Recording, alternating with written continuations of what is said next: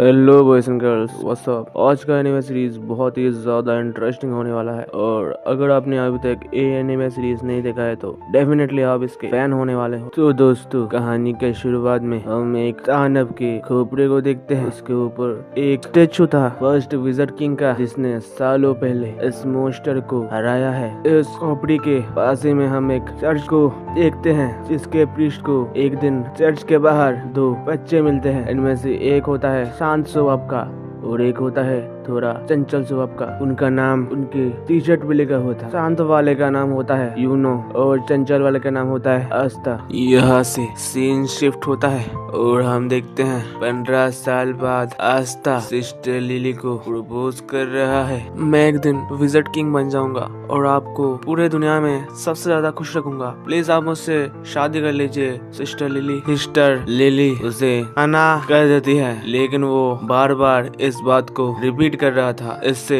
गुस्सा होके sister lily अपने वाटर मैजिक से आस्था को पीट देती है। उसके बाद वहाँ पे यूनो और उसके साथ कुछ बच्चे भी आते हैं जो कि इस चर्च में ही रहते हैं। यूनो बोलता है, एक तो तुम बहुत ज्यादा बेवकूफ हो और तुम्हारा हाइट भी काफी ज्यादा कम है, और तो और तुम में ऐसी कोई भी खासियत नहीं है कि तुम्हें कोई लड़की पसंद भी करे, और वैसे भी सिस्टर लिली एक नन है, इसलिए वो कभी भी शादी नहीं कर सकती। इस बात से आस्था को काफी ज्यादा गुस्सा आता है और वो यूनो को फाइट के लिए चैलेंज करता है। चर्च के बच्चे बोलते हैं ये बेवकूफ फिर से हारने वाला है। फिर एक मैजिक करने की नाकाम कोशिश करता है। इससे हमें पता चलता है कि इसके पास तो मैजिक पावर्स ही नहीं है। जिस दुनिया में सब काम मैजिक से होता है और मैजिक ही सब कुछ है, उस दुनिया में हमारे हीरो के पास कोई भी मैजिक पावर्स ही नहीं है। ये कहानी तो और भी ज्यादा इंटरेस्टिंग होते जा रहा है दोस्तों। इसके बाद आस्था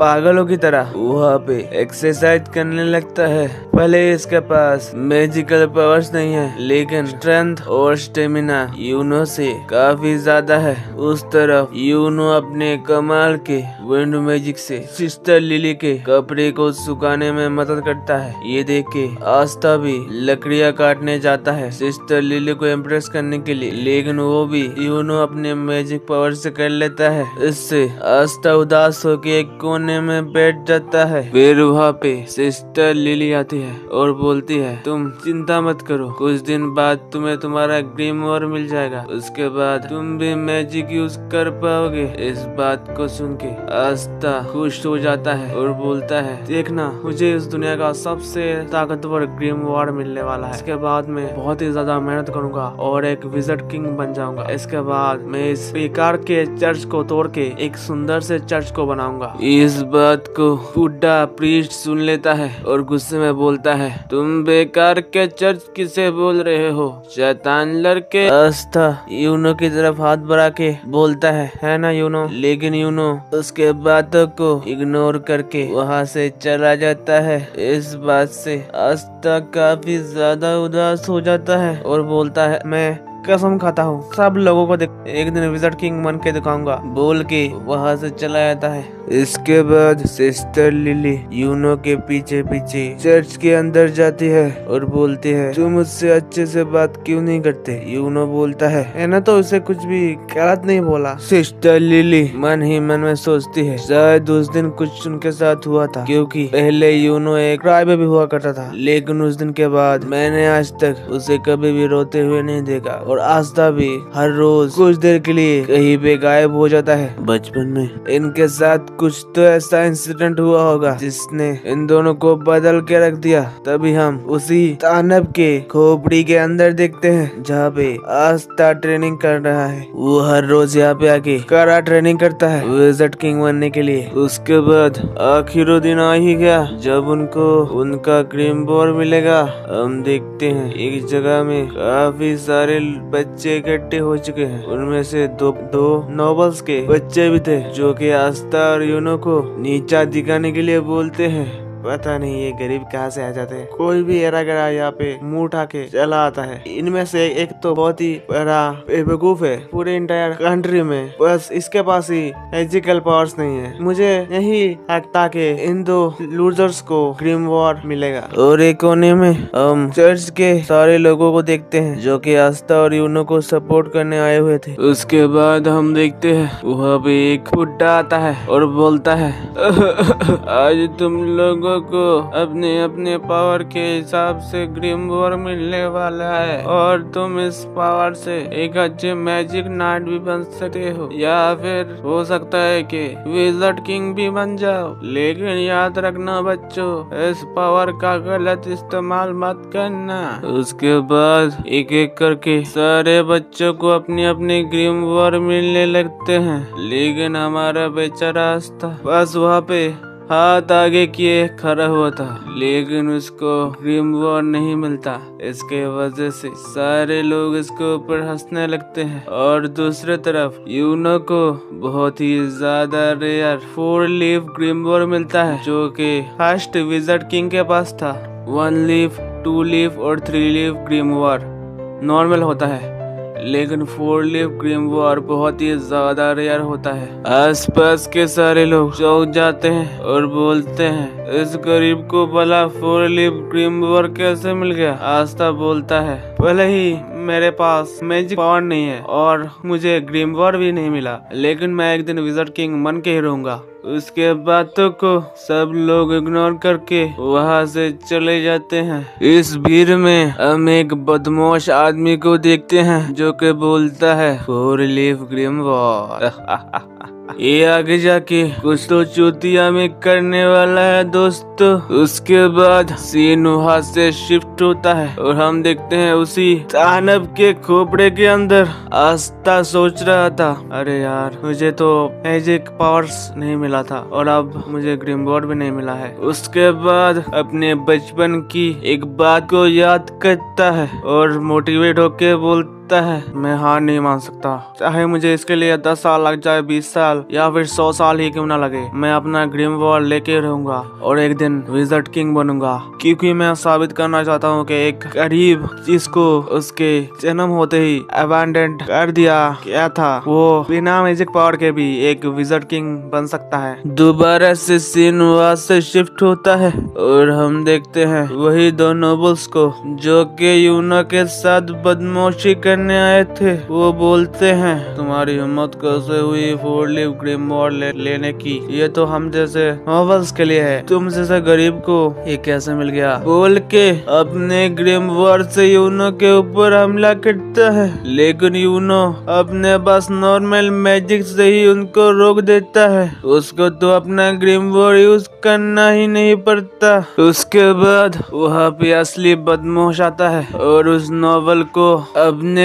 चेन से बांध देता है। इसके चिल्लाने की आवाज आस्था भी सुनता है। फिर वो बदमाश यूनो को भी पकड़ लेता है और उसके ग्रीम वॉर को भी ले लेता है। आस्था बोलता है तुम्हें पता है ना ग्रीम वॉर अपने मास्टर के बिना कुछ भी काम का नहीं होता। वो बदमाश बोलता है मुझे पता है, लेकिन 4 लीफ ग्रीम वॉर काफी ज्यादा रेयर होता है, इसके मुझे ब्लैक मार्केट में काफी अच्छा खासा पैसा मिल जाएगा। वैसे तुम्हारा वो लॉकेट भी काफी ज्यादा महंगा लग रहा है, मुझे वो दे दो। यूनो बोलता है इसे छूने की कोशिश भी मत करना, ये मेरे पास बचपन से है। वो बदमाश कुछ करता इससे पहले ही वहाँ पे यूनो उड़ते हुए आता है और दीवार से टकरा के नीचे गिर जाता है। तो प्यारी और सुंदर सुंदर लड़कियों और हैंडसम लड़के, वीडियो अगर अच्छा लग रहा है तो लाइक शेयर और सब्सक्राइब कर दो क्योंकि वो फ्री होता है और इससे ज्यादा मैं आप लोगों की झूठी तारीफ नहीं कर सकता है, तो जल्दी से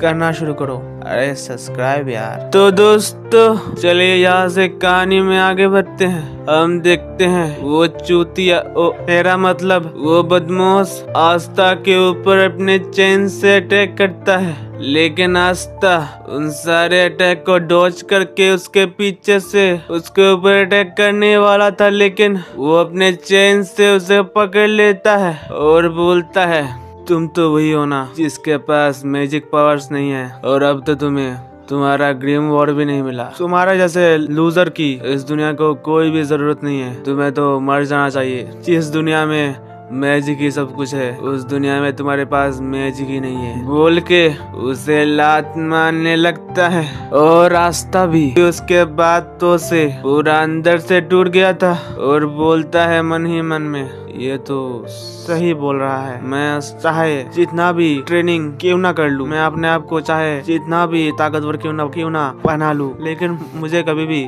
मैजिक पावर्स नहीं मिल सकता और बिना मैजिक पावर के मैं कभी भी विज़र्ड किंग नहीं बन सकता। ये सही बोल रहा है। आस्था बस हार मानने वाला था, तभी यूनो बोलता है, अपनी बकवास बंद करो। तुम नहीं जानते हो कि आस्था क्या क्या कर सकता है। वो कभी भी हार नहीं मानता।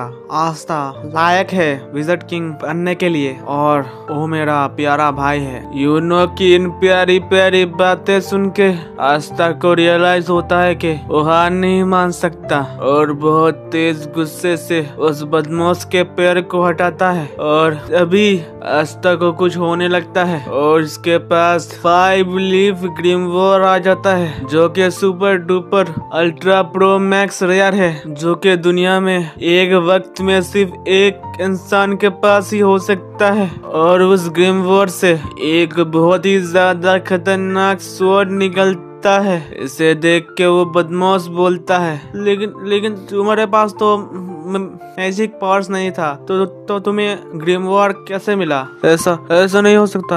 यूनो बोलता है, मैं जानता था तुम्हें ग्रीम वॉर जरूर मिलेगा। और हम आस्था के शेडो में एक बड़े खतरनाक डीमन को देखते हैं। उसके बाद यहाँ से स्टोरी फ्लैशबैक में जाती है 10 साल पहले, जब आस्था और यूनो 5 साल के थे। तब एक दिन यूनो ऐसे ही दौड़ते दौड़ते कहीं पे जा रहा था, लेकिन अचानक उसका पैर फिसलता है और वो नीचे गिर के रोने लगता है। तभी वहाँ पे आस्था आता है और उसकी तरफ हाथ बढ़ा के उसे उठाता है और बोलता है, यूनो तुम कभी कभी बिल्कुल एक क्राई बेबी बन जाते हो, तुम चिंता मत करना, मैं हमेशा तुम्हारे साथ हूँ। उसके बाद वो सब लोग एक पेड़ के छाव में बैठ के ब्रेड को खा रहे थे। तभी आस्था बोलता है, सिस्टर लिली, आपने तो काफी स्वादिष्ट ब्रेड बनाया है, प्लीज आप मुझसे शादी कर लीजिए। इससे हमें ये पता चलता है कि आस्था तो बचपन से ही सिस्टर लिली से शादी करना चाहता था। सिस्टर लिली बोलती है, ये ब्रेड मैंने नहीं, प्रीस्ट ने बनाया है, यानी कि तुम प्रीस्ट से शादी कर लो। आस्था बोलता है, नहीं, मैं उस बूढ़े के साथ शादी करना नहीं चाहता हूँ, मुझे आपसे शादी करना है, प्लीज आप मुझसे शादी कर लो। इस बात को सुन के सिस्टर लिली अपने ग्रीम वॉर को दिखाती है और आस्था डर के चुप हो जाता है। यूनो बोलता है, सिस्टर लिली शादी नहीं कर सकती, वो एक नन है। आस्था बोलता है, मैं इससे हार नहीं मानूंगा और मैं हमेशा उनको बोलता रहूंगा, कभी ना कभी तो वो इस बात को मान जाएंगी। सीन यहाँ से शिफ्ट होता है और हम देखते हैं चर्च के अंदर सिस्टर लिली उन दोनों को फर्स्ट विज़र्ड किंग की कहानियाँ बता रही थी। बहुत सालों पहले पूरे दुनिया अंधेरे में डूब चुका था, चारों तरफ तबाही और तबाही मचा हुआ था। एक दानव ने दुनिया पे कब्जा कर लिया था। तभी वहाँ पे एक पावरफुल मेज आता है और उस दानव को हराता है। उसके बाद पूरे दुनिया में उजाला छा गया और उस मेज को लोगों ने नाम दिया दी विज़र्ड किंग। उसके बाद से ही हर जनरेशन में एक के बाद एक विज़र्ड किंग बनता गया। विज़र्ड किंग का काम होता है नॉर्मल ह्यूमन का रक्षा करना और दानव और मॉन्स्टरों से दुनिया को बचाना। आज विज़र्ड किंग के वजह से ये दुनिया इतना ज्यादा खूबसूरत है। फिर आस्था बोलता है, तो फिर ये फिक्स्ड है? सिस्टर लिली बोलती है, क्या फिक्स्ड है? आस्था बोलता है, मैं बड़ा होके विज़र्ड किंग बनूंगा। और उस दिन से ही आस्था विज़र्ड किंग बनना चाहता है। दोस्तों, इसके 2 साल बाद हम देखते हैं आस्था मैजिक करने की कोशिश कर रहा है, लेकिन उससे मैजिक होता ही नहीं। तभी वहाँ पे सिस्टर लिली आती है कपड़े सुखाने के लिए। आस्था बोलता है, क्या मैं आपकी कपड़े सुखाने में हेल्प करूँ? सिस्टर लिली बोलती है, हाँ जरूर। आस्था बोलता है, क्या अगर मैं आपको हेल्प करूंगा तो आप मुझसे शादी कर लोगे? सिस्टर लिली बोलती है, बिल्कुल नहीं, कोई भी चांस ही नहीं है। इससे आस्ता उदास होकर रोने लगता है। इसी टाइम वहाँ पे यूनो अपने गोद में एक बच्चे को लेके आ जाता है। वो बच्चा वहाँ पे रो रहा था। इसे देख के यूनो को भी रोना आता है। आस्ता यूनो के गोद से उस बच्चे को लेके उसे झुलाने लगता है। इससे वो बच्चा और भी रोता है। सिस्टर लिली के गोद में जाके शांत होके सो जाता है। तभी वहाँ पे फादर आते हैं और बोलते हैं, मेरे पास एक काम है, कौन करना चाहेगा? आस्ता बोलता है, मैं करूँगा, एक काम मैं करूँगा। लेकिन फादर यूनो को जाके बोलते हैं, ये बहुत ही ज्यादा इम्पोर्टेंट है, इसलिए मैं इसे आस्था को नहीं दे सकता। तुम्हें इस लेटर को विलेज के चीफ के पास पहुंचाना है, क्योंकि हमें खाने की जरूरत है और हमारे पास खाना ही नहीं है उतना। आस्था यूनो से बोलता है, अगर तुम चाहो तो तुम्हारे बदले मैं जा सकता हूँ। यूनो बोलता है, नहीं, ये काम मुझे फादर ने सौंपा है तो मैं ही करूँगा। बोल के विलेज के लिए रवाना हो जाता है। तभी सिस्टर लिली आसमान की तरफ देखती है, जहाँ पूरा काला हो चुका था, यानी कि बर्फ गिरने वाला है दोस्तों।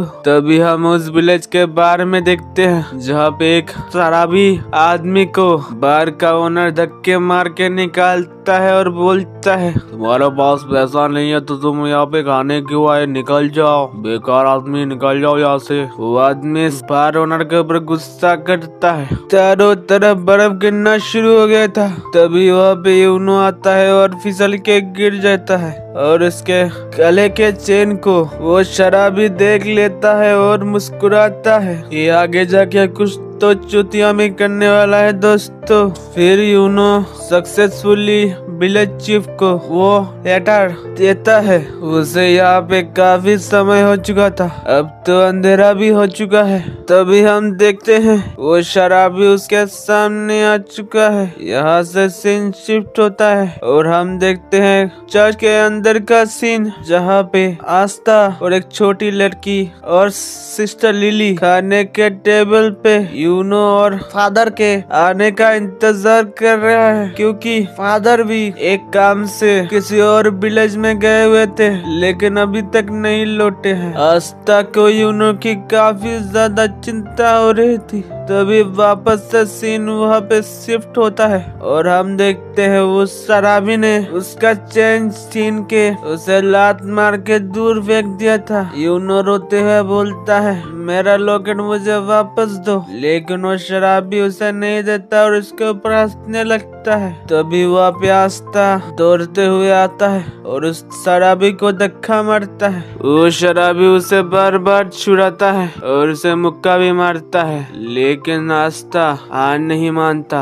आस्था की ऐसा हिम्मत देख के वो शराबी डर जाता है और उस लॉकेट को वहाँ पे फेंक के चला जाता है। यूनो बस दूर खड़े हुए सब देख रहा था। तभी सीन प्रेजेंट में आता है और हम देखते हैं वो बदमाश अपना सबसे ताकतवर अटैक आस्था के ऊपर करता है, लेकिन आस्था अपने वो स्वॉर्ड से उसके मैजिक को काट देता है और यहाँ से सीन ब्लैक एंड व्हाइट में चला जाता है। आस्था अपने बस एक ही अटैक से उस बदमाश को ठिकाने लगा देता है। फिर यूनो आस्था की तरफ देख के एक स्माइल करता है और सीन वापस से पास्ट में चला जाता है, जहाँ पे हम देखते हैं आस्था इतने मार खाने के बाद भी हंस रहा था। इसे देख के यूनो भी कसम खाता है कि वो कभी भी नहीं रहेगा और वो भी एक विज़र्ड किंग बनेगा, ताकि वो सबकी रक्षा कर सके। आस्था की भी उस दिन से यूनो एक क्राई बेबी से सिग्मा मेल बन गया। आप लोगों ने अभी भी सब्सक्राइब नहीं किया, जल्दी से कर लो, रोजी रोटी का सवाल है दोस्तों। सीन वापस से प्रेजेंट में आता है और हम देखते हैं आस्था बोलता है, देखो यूनो, मुझे फाइनली ग्रीन वॉर मिल ही गया, मैं कब से इसका इंतजार कर रहा था। उस वक्त का माहौल बहुत ही ज्यादा बढ़िया था। उधर सनसेट हो रहा था और जुगनू भी चारों तरफ उड़ रहे थे। यूनो बोलता है, आस्था, क्या तुम्हें याद है वो प्रॉमिस जो हमने बचपन में किया था? तभी हम देखते हैं उन दोनों ने बचपन में प्रॉमिस किया था कि वो आज से एक दूसरे के राइवल है, और प्रेजेंट में हम देखते हैं और फिर से वही प्रॉमिस को रिपीट करते हैं और बोलते हैं, देखते हैं कौन पहले विज़र्ड किंग बनता है। तो गाइस, आज के लिए बस इतना ही, मिलते हैं इसके नेक्स्ट पार्ट में। Thank you for watching, have a good day.